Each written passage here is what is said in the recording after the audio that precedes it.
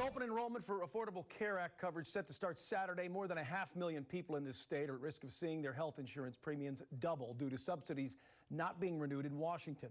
Our Mike White spent the day looking into that and breaks down what it means for people. With the federal government shutdown in its 30th day, more than 630,000 South Carolinians are facing major hardships with premiums when enrolling for health care starting Saturday. We're seeing 60-year-old couples who are going from $300 a month because they get a tax credit to $2,200 a month because they don't get a tax credit. In states that use healthcare.gov, including South Carolina, people are seeing their premiums go up by an average of 300%. Around 95% of South Carolinians who are insured to receive a subsidy. If Congress doesn't come to an agreement, those subsidies will be expiring at the end of the year. We're already having some people say they just can't afford it. They're going to run the risk of going uninsured, and that not only impacts them, but it impacts everybody. Mike Weaver owns Modern Life and Health, which provides health insurance options for businesses. Weaver says small businesses face some of the highest risks.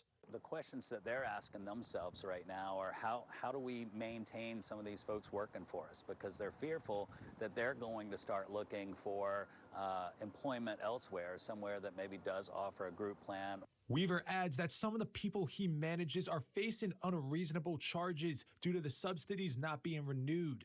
Previously, for 2025, they're paying $56 a month, which is incredible. But that rate is going to skyrocket to $1,746 a month. And it isn't just small businesses facing high pressure, but the state's rural areas. Traditionally, they had higher rates of uninsured folks. And so because of the premium tax subsidies and other subsidies related to marketplace plans, we've seen a reduction across our state, but particularly in rural areas. Maya Pack of the South Carolina Institute of Medicine and Public Health adding that rural areas face the risk of returning to those higher rates of uninsured. If these subsidies expire and people are forced to pay these premiums for insurance, alternatives are limited. Some of the families may have incomes that fall below a certain level and allow their children to go on Medicaid, but in most cases, that is not the case.